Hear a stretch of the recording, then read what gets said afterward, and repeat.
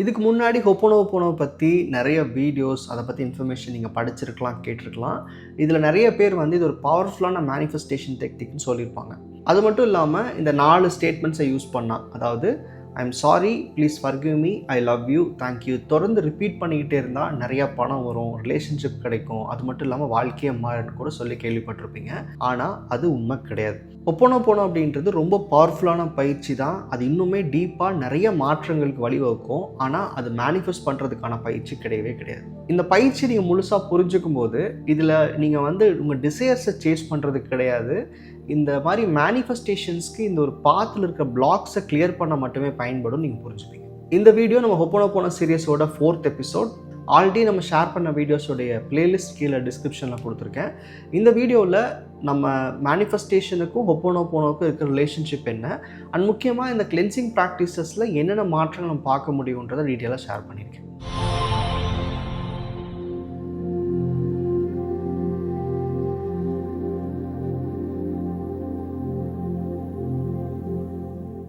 முதல்ல கிளென்சிங்க்கும் ஒரு விஷயத்தை அட்ராக்ட் பண்ணுறதுக்கு உண்டான டிஃப்ரென்ஸை புரிஞ்சுக்கணும். அட்ராக்ட் பண்ணுறதுன்றது மேனிஃபெஸ்டேஷன். கிளென்சிங் அப்படின்றது அந்த மேனிஃபெஸ்டேஷனுக்கு ஏற்பட்டிருக்கிற பிளாக்ஸை கிளியர் பண்ணுறதுக்கான ப்ராசஸ்ன்னு சொல்லலாம். மேனிஃபெஸ்டேஷன் வரும்போது நம்ம கோல் செட் பண்ணுவோம், விசுவலைஸ் பண்ணுவோம், இல்லை ஸ்கிரிப்டிங் பண்ணுவோம். அந்த நிலை அடையிறதுக்கு உண்டான சிந்தனையை நம்ம கான்ஷியஸ்குள்ளே உருவாக்கும். சிம்பிளாக சொல்ல போனால் ஒரு சிந்தனையை விதைப்போன்னு சொல்லலாம். ஆனால் ஹொப்போனோபோனோ அது பண்ணுறது கிடையாது. இங்கே அதை எதையும் அட்ராக்ட் பண்ணுறது கிடையாது. அது சம்மந்தப்பட்ட நமக்குள் இருக்கிற பிளாக்ஸை வந்து கிளியர் பண்ணுது, அவ்வளோதான். ஹொப்போனோபோனோ டெக்னிக் யூஸ் பண்ணும்போது இதை நம்ம புது ரியாலிட்டிக்கு கூட்டிகிட்டு போகிறதுக்கு ஹெல்ப் பண்ணுறது கிடையாது. அந்த ரியாலிட்டிக்கு போகிறதுக்கு நமக்குள்ள இருக்கிற தப்பான பர்செப்ஷன்ஸ், பிளாக்ஸ், அதை கிளியர் பண்ணுறதுக்கு தான் ஹெல்ப் பண்ணுது.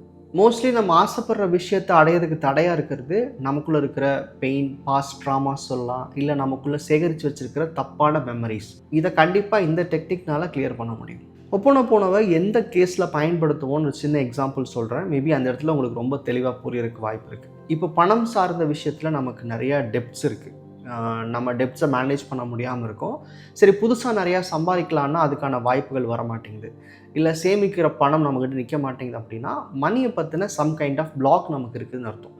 இந்த இடத்துல அந்த பிளாக் உருவாக்குறதுக்கான காரணம் என்ன?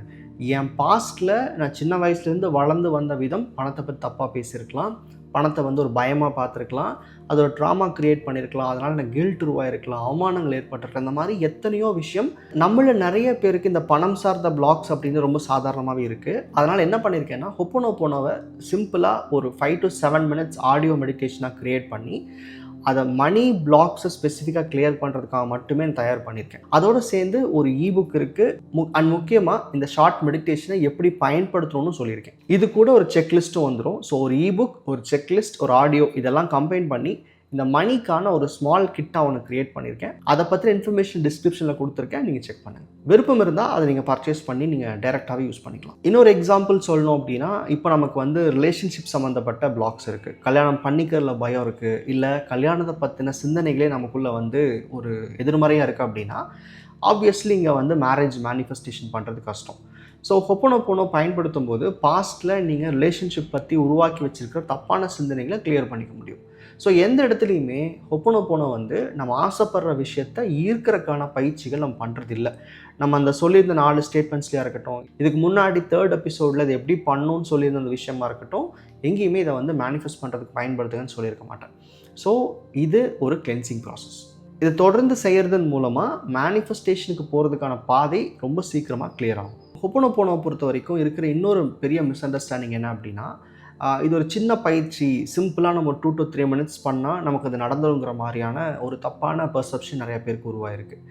இப்போது நான் ஆல்ரெடி சொன்ன மாதிரி இது மேனிஃபெஸ்டேஷன் பயன்படாது அப்படின்னா கூட நிறைய பேர் இந்த ப்ராசஸுடைய அடிப்படை ரொம்ப சின்னதாக இருக்கிறதுனால, இப்போ ஃபார் எக்ஸாம்பிள் ஸ்கிரிப்டிங் பண்ணணுன்னா இல்லை மற்ற ப்ராக்டிஸ் பண்ணணுன்னா அதுக்கு நிறையா ப்ரிப்ரேஷன் தேவைப்படும். மேனிஃபெஸ்டேஷன் வரும்போது கிரவுண்டிங், கிளென்சிங் அந்த மாதிரி ஒரு ஸ்ட்ரக்சர் இருக்குது. பட் ஹொப்போனோபோனோக்கு அந்த மாதிரி எந்த ஒரு ப்ரிப்ரேஷனும் தேவையில்லை. இதுக்கு நம்ம வந்து பெரிய அளவுக்கு தயார் பண்ணிக்க வேண்டிய அவசியம் இல்லை. அப்படின்றனால இது ஒரு சிம்பிள் மேனிஃபெஸ்டேஷன் டெக்னிக்காக நிறைய பேர் புரிஞ்சுக்க ஆரம்பிச்சிட்டாங்க. ஸோ உங்கள் பிலீஃபை நான் பிரேக் பண்ண நினைக்கல. இது உங்களுக்கு ஒரு வேளை பாசிட்டிவ் அவுட்கம்ஸ் கொடுத்தது, உங்கள் மனசுக்குள்ளே இதை பற்றின ஒரு நல்ல சிந்தனை தான் இருக்குது அப்படின்னா நீங்கள் ப்ரொசீட் பண்ணலாம். ஆனால் நம்ம இந்த மாதிரி எண்ணம் சார்ந்த பயிற்சிகள் செய்யும்போது அது நமக்கு என்ன விளைவிக்குது, அதன் மூலமாக நமக்கு என்ன கிடைக்குது, அது பண்ணால் என்ன மாறும் தெரிஞ்சு பண்ணணும். உன்னை பிளைண்டாக பண்ணிட்டு இது நடக்கலை, இது பிரச்சனை நம்ம சொல்ல முடியாது. ஸோ ஹொப்போனோபோனோ வந்து ஒரு ப்ராப்பர் கிளென்சிங் டூலாக நீங்கள் யூஸ் பண்ணுங்கன்னு சொல்ல வரேன். நீங்கள் ஈவன் ஸ்பிரிச்சுவல் லெவலில் கூட கிளென்சிங் நடக்கிறதா சொல்கிறாங்க. ஏன்னா இது ஒரு கைண்ட் ஆஃப் ப்ரேயராக தான் வந்து ஹவாயன் பீப்புள் வந்து ஃபாலோ பண்ணியிருக்கிறாங்க. இப்போ நமக்கு தகுந்த மாதிரி நமக்கு ஈஸியாக ஹேண்டில் பண்ணுற மாதிரி அதனுடைய வேர்ஷன் தான் யூஸ் பண்ணுறோம். இருந்தாலும் இது ஒரு செல்ஃபாக நமக்குள் இருக்கிற தேவையில்லாத பிளாக்ஸை கிளியர் பண்ணுற மெத்தடாக பார்க்கணுமே தவிர இது ஒரு மேனிஃபெஸ்டேஷனாக கன்சிடர் பண்ணுறதுக்கு இந்த ஸ்ட்ரக்சரில் எந்த ஒரு சாத்தியக்கூறுமே இல்லை. இந்த 4 வார்த்தைகளை பின்னாடி எந்த ஒரு மீனிங்கும் இல்லாமல் தொடர்ந்து சொல்லிக்கிட்டே இருந்தால் மாறுன்ற அந்த நம்பிக்கையை நீங்கள் பிரேக் பண்ணிவிட்டு இந்த ரிச்சுவலை கரெக்டாக ஸ்ட்ரக்சர்டாக ஃபாலோ பண்ணுறது ரொம்ப அவசியம். இதை ஃபாலோ பண்ணுறதுக்கு நிறைய மெத்தட்ஸ் இருக்குது, நான் போக ஷேர் பண்ணுறேன். இல்லை நான் 3rd எபிசோடில் சொன்ன அந்த ஸ்ட்ரக்சரை கூட நீங்கள் ஃபாலோ பண்ணலாம். பொதுவாக நம்ம வாழ்க்கையோட அடிப்படைன்னு வரும்போது, அதாவது health, wealth, money, relationship, career, செல்ஃப்னு வரும்போது நியாயமாக நம்ம எல்லாத்துலேயும் ரொம்ப பீஸ்ஃபுல்லாகவும் ஹாப்பியாகவும் இருக்கணுன்றது தான் ஒரு மேனிஃபெஸ்டேஷனுடைய எதிர்பார்ப்பு. அதாவது ஈக்குவலாக இருக்கிறது, அட்லீஸ்ட் நமக்கு தேவைகள் கிடைக்காட்டி கூட ஈக்குவலாக இருக்கிறது, அதாவது எல்லாமே சமநிலையில் இருக்குதுன்னு வச்சுக்கலாமே. இப்போது நான் சமநிலை இல்லை. எந்த விஷயத்தில் அப்படின்னா பணம் சார்ந்த விஷயத்துலையோ இல்லை வந்து தொழிலையோ இல்லை வந்து உறவுகள் சம்மந்தப்பட்ட விஷயத்துலையோ நான் வந்து பீஸ்ஃபுல்லாக இல்லை, நான் வந்து நிலையாக இல்லை. அப்போ என்ன ஆகும், அதில் இருக்கிற அந்த லோ எமோஷன்ஸ், லோ எனர்ஜி, அந்த விஷயம் எல்லாமே தப்பான பார்வையில் எனக்கு புரிய ஆரம்பித்து எனக்குள்ளே இருக்கிற பீஸ் கெட்டு போகுது. இந்த ஒரு டிஸ்டர்ப்டு ஸ்டேட் ஆஃப் மைண்டை நார்மலைஸ் பண்ணுறது தான் இந்த ஹோல் ரிச்சுவலோடைய அடிப்படை. அப்போ நான் ஆல்ரெடி சொன்ன மாதிரி -1 to 0 நியூட்ரலைஸ் பண்ணுறது மட்டும்தான் இந்த ஹொப்போனோபோனோ டெக்னிக்கால் பண்ண முடியும். இதை சரியாக பயன்படுத்த ஆரம்பிச்சிட்டிங்க, புரிஞ்சு பண்ண ஆரம்பிச்சிட்டிங்க அப்படின்னா டீப்பாக தேவையில்லாமல் இருக்கிற எமோஷனல் பேட்டர்ன்ஸ் பிரேக் ஆகும். இதனால் நீங்கள் ஆசைப்படுற விஷயங்களை அடையிறதுக்கு உண்டான ஒரு சரியான பிளாட்ஃபார்ம் உருவாக்கிடுவீங்க. இந்த பயிற்சிகள் நம்மக்கிட்ட வர்றதுக்கு அடிப்படையாக இருந்த இந்த டாக்டர் ஹியூலன் அப்படின்றவருமே பார்த்தீங்கன்னா அவர் காரையோ பைக்கையோ மேனிஃபெஸ்ட் பண்ணுறக்காக இதை பயன்படுத்தலை.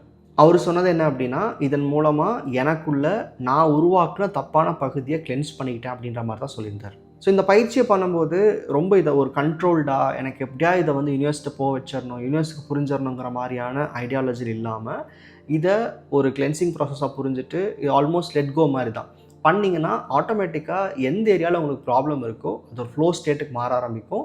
விச் மீன்ஸ் ப்ராப்ளம்ஸ் இருக்காது, அதை பற்றின ஒரு ரேஜ் இருக்காது, உங்களுக்குள்ள ஒரு தப்பான புரிதல் இருக்காது, அதை ரொம்ப பீஸ்ஃபுல்லாகவும் ரொம்ப நிம்மதியாகவும் ஹேண்டில் பண்ண ஆரம்பிச்சிருவீங்க.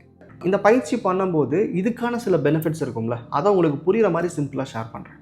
முக்கியமாக நமக்கு வந்து இந்த ஒரு நெகட்டிவ் ஃபேக்டர்ஸ் வர்றதுக்கான அடிப்படை அப்படின்றது எமோஷ்னல் அட்டாச்மெண்ட்ஸ் தான். ஒரு பிரச்சனையோடு நம்ம அட்டாச் ஆகிருக்கலாம், பாஸ்ட் ரிலேஷன்ஷிப்போட அட்டாச் ஆகிருக்கலாம், இல்லை எனக்குள்ளே இருக்கிற என் பெயினோட அட்டாச் ஆகிருக்கலாம். இந்த பாஸ்ட் எமோஷ்னல் அட்டாச்மெண்ட்ஸை வந்து இந்த பயிற்சி நமக்கு வந்து விடுவிச்சு கொடுக்குது. இதனால் நம்ம பாஸ்ட்டில் ரொம்ப தேங்கி நிற்காமல் ப்ரெசன்ட் மூமெண்ட்டுக்கு இன்றைக்கி என்ன தேவையோ அதை பற்றின சிந்தனை உருவாக்கி நம்ம நிம்மதியாக நம்ம தேவைகள் நோக்கி போக முடியுது. அடுத்ததாக நமக்குள்ளே ஏற்படுற இந்த ரெசிஸ்டன்ஸ், இது எனக்கு கிடைக்காது, இதுக்கு நான் தகுதி இல்லை, இதெல்லாம் எனக்கு நடக்கவே நடக்காது, இல்லை எனக்கு மட்டும்தான் லைஃப்பில் இந்த மாதிரி பிரச்சனைகள்லாம் வரும்ன்ற நமக்குள்ளே இருக்கிற தேவையில்லாத ரெசிஸ்டன்ஸ்லாம் வந்து ஈஸியாக ரிலீஸ் ஆகிடும். நம்மளுடைய செல்ஃப் பல மடங்கு பெட்டராகிறத இந்த பயிற்சிகள் நீங்கள் பார்ப்பீங்க. 3வது விஷயம், நமக்குள்ளே ஏற்படுற புது இன்ஸ்பிரேஷன்ஸ்க்கு இந்த பர்டிகுலர் பயிற்சி காரணமாக இருக்கும்.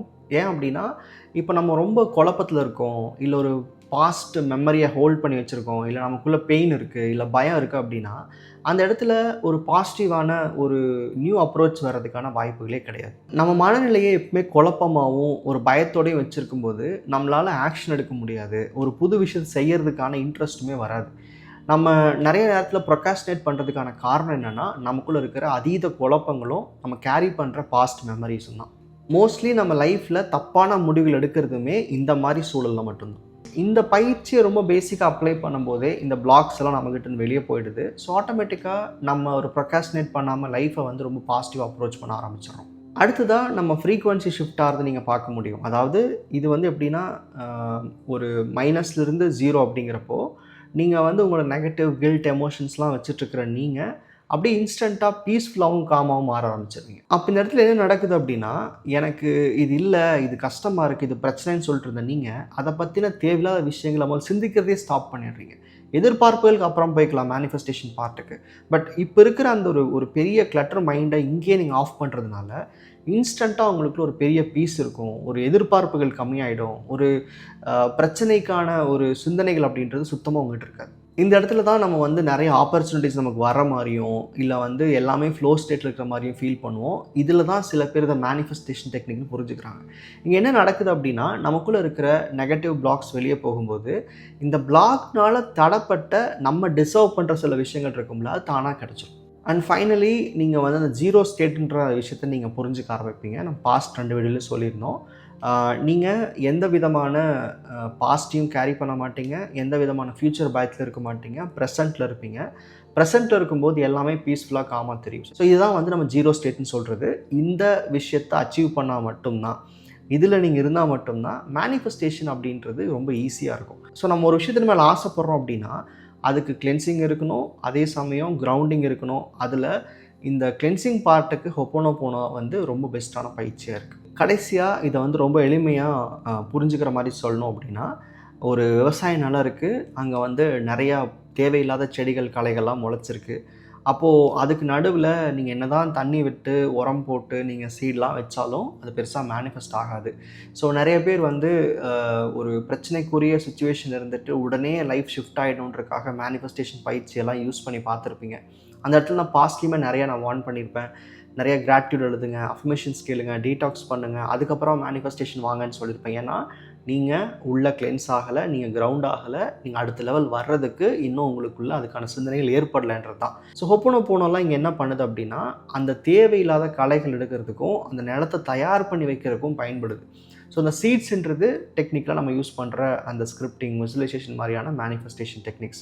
அதே சமயம் இந்த ஹொப்போனோபோனோ, கிராட்டிடியூட் ரைட்டிங், அஃபர்மேஷன்ஸ், ப்ரொஃபைலிங் இந்த மாதிரியான பயிற்சிகள் அப்படின்றது வந்து கிளென்சிங் அண்ட் கிரவுண்டிங்க்கு யூஸ் ஆகுது. இப்போது ஓரளவுக்கு இது ஏன் மேனிஃபெஸ்டேஷன் டெக்னிக் இல்லைன்னு திரும்ப சொல்கிறோன்னு புரிஞ்சிருப்பீங்க. எந்த ஒரு பயிற்சியுமே அதனுடைய தன்மைக்கு ஏற்றவாறு பண்ணோன்னா அதோட பெனிஃபிட் கண்டிப்பாக கிடைக்கும். நம்ம ஏதோ ஒன்று எதிர்பார்த்துட்டு ஏதோ ஒன்று பண்ணக்கூடாதுன்றக்காக தான் இது ரொம்ப டீட்டெயிலாக எக்ஸ்பிளைன் பண்ணியிருக்கேன். நம்ம அடுத்த வீடியோவில் எப்படி வந்து ஹொப்போனோபோனோ டெக்னிக் யூஸ் பண்ணி ஒரு பெயின்ஃபுல்லான மெமரியை கிளியர் பண்ணுறதுன்றதை ஸ்டெப் பை ஸ்டெப்பாக உங்களுக்கு புரிகிற மாதிரி நான் கொடுக்குறேன். நீங்கள் மறக்காமல் டிஸ்கிரிப்ஷனில் கொடுத்துருக்கிற அந்த மணிக்கு உண்டான ஹீலிங் மெடிடேஷன் எப்படி இருந்துச்சுன்றதை கமெண்ட்டில் நீங்கள் எனக்கு அப்டேட் பண்ணுங்கள். நன்றி.